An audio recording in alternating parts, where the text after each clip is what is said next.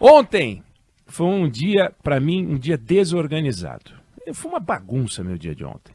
Normalmente eu sou organizado, mas foi meio confuso. Eu acordei cedo, eu sempre acordo cedo. Comecei a ler os jornais antes de tomar café, aí fui tomar café, aí eu voltei a ler os jornais, aí eu dei uma enrolada, liguei o noticiário na TV para ver o Band News TV, depois fui para academia, aí passei no supermercado, na volta ali mais um pouco de jornal.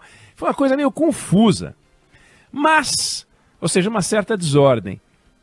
Normalmente eu sou bem mais organizado do que isso, tenho método e faço uma coisa antes e depois, mas ontem foi assim, acabou, tudo bem, mas desordem mesmo, eu percebi que está acontecendo depois de ler uma reportagem no jornal O Globo, falando do INCRA. O INCRA é aquele departamento, não é departamento, mas enfim, aquela área do governo que cuida da reforma agrária. Instituto Nacional de Colonização e Reforma Agrária. E por que o INCRA foi parar no noticiário ontem, numa reportagem assinada pelo jornalista Sérgio Roxo? Porque lideranças do Movimento dos Trabalhadores Sem Terra, MST, estão se dizendo insatisfeitos. Eles estão se dizendo insatisfeitos. E por que essas lideranças, o MST, está insatisfeito? Por uma coisa que não tem nada a ver com eles, ou uma coisa sobre a qual eles não têm nenhum poder de decisão. Aliás, nada no governo deveria ter a ver com eles, mas é um negócio do governo que está incomodando, que tem a ver com o INCRA. E eles estão insatisfeitos porque o governo federal não fez o que ele, MST, queria que o governo já tivesse feito, que é nomear o novo presidente do INCRA. Quem está no cargo é o presidente que o Bolsonaro colocou. Chama-se Geraldo José da Câmara Melo Filho. E o povo do MST está doido com esse troço. Como assim? O INCRA está sob o comando de alguém nomeado por Bolsonaro. Como assim? Não trocou ainda. Bom, o MST quer um nome, já indicou o nome, quer o nome deles. Ou seja, o MST quer que o governo troque o presidente e coloque o nome deles. Ou seja, o MST quer mandar no INCRA, o instituto que cuida da reforma agrária. Para o MST tem que ser comandado por alguém ligado a um movimento que invade propriedade privada. Olha, loucura. E desordem garantida. Muito mais desordem do que a minha desordem de ontem. Bom, vamos combinar? Qualquer um pode querer indicar quem é que quiser indicar para um cargo qualquer.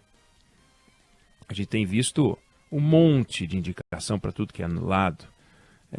Também nos jornais, indicação na Codevasf, né, o Centrão se abastecendo de cargos e tal. A MST diz, eu quero indicar também, né? Indicar, então, qualquer um pode. Agora, duro é o governo aceitar. Porque, vamos combinar, o MST não é um centro de estudos da reforma agrária, de onde pode sair um nome que olha para esse processo de uma forma técnica. Não. O MST não é uma Embrapa, né, um centro de ciência.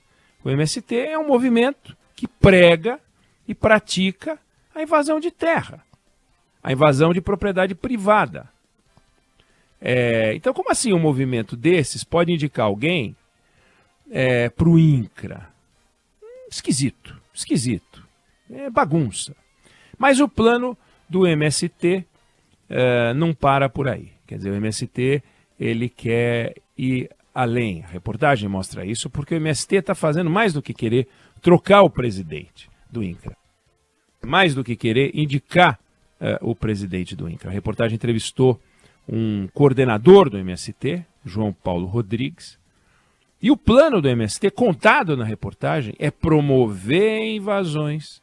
Se até abril o governo não der sinais de que vai iniciar, vai trocar o presidente e iniciar as desapropriações. Então, você vê, a não ser que eu esteja muito enganado, mais do que desordem.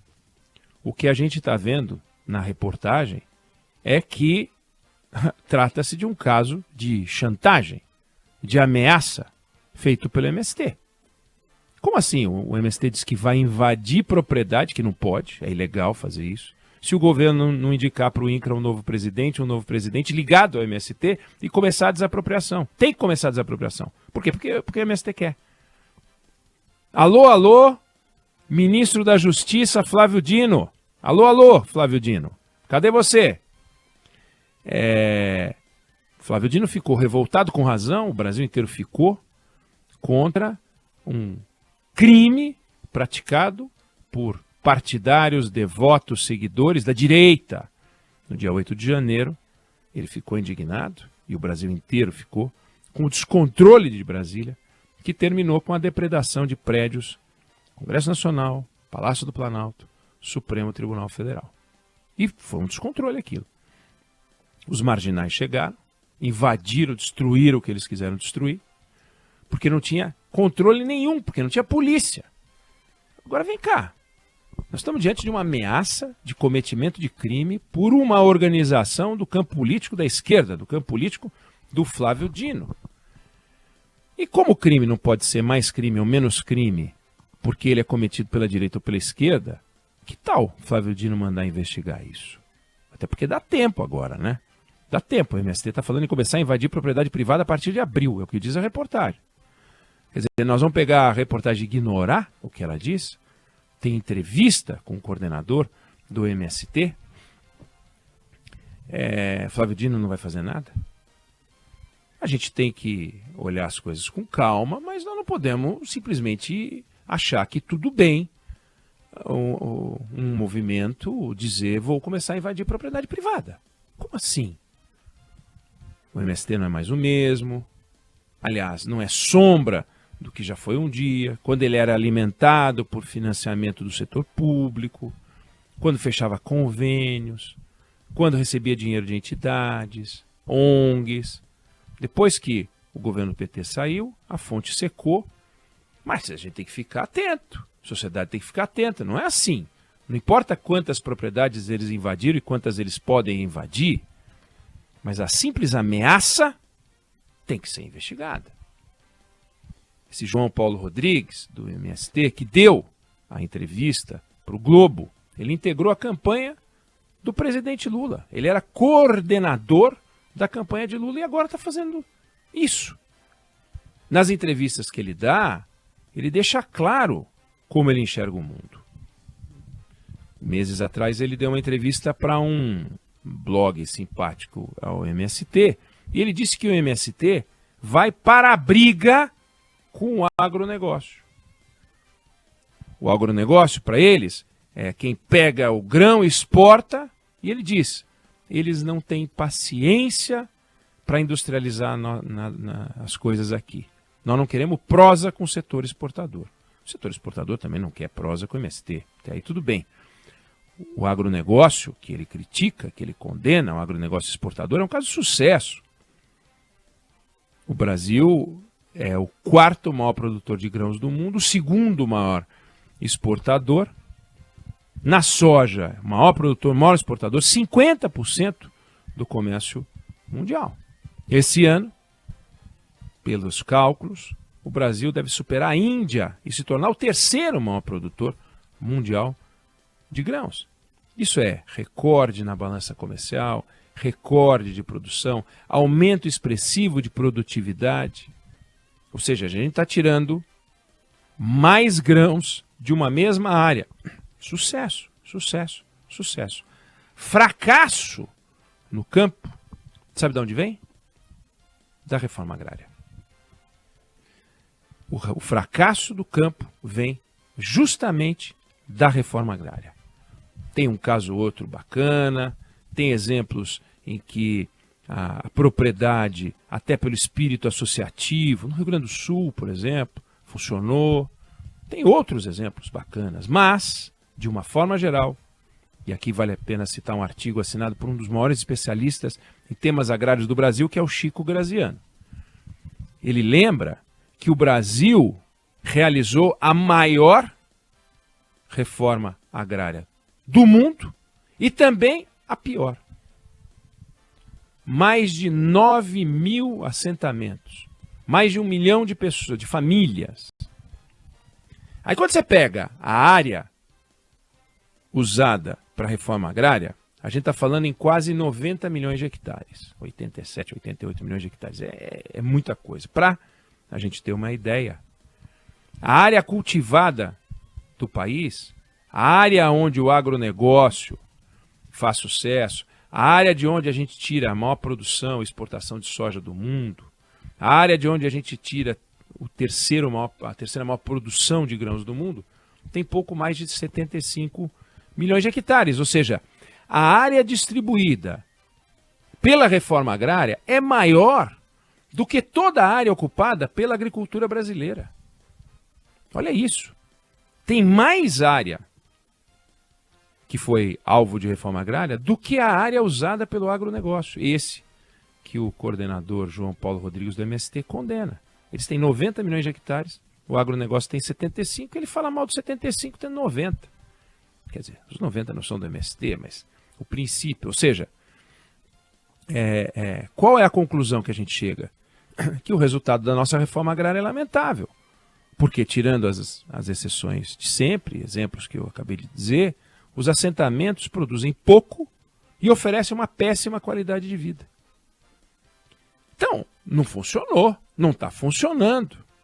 E é isso que o MST quer, ampliar. Pela reforma agrária, claro, quer ampliar seu espaço de poder, quer poder ocupar politicamente. Citam como exemplos bem-sucedidos formas de organização popular na Venezuela, porque eles têm os comitês populares do MST, mais de 7 mil comitês populares, e aí eles querem fazer um processo de conscientização política da sociedade. A gente vê que a reforma agrária é, na verdade, um meio de obter o fim. O fim é chegar ao poder.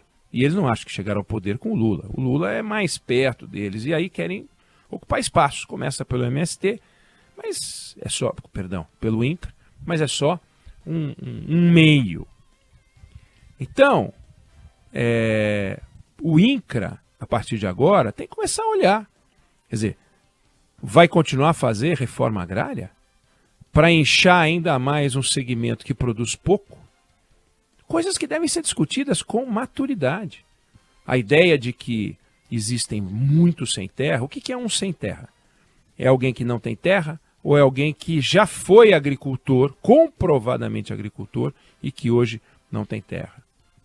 Pode, se você não usar um critério muito rigoroso, você tem uma massa de manobra ótima nos acampamentos e tal, que alimenta essa máquina do MST, como eu disse hoje, muito mais fraca, muito mais debilitada, muito mais sem poder, mas nem por isso incapaz de executar uma invasão, incapaz de executar uma ameaça como essa que a reportagem aponta.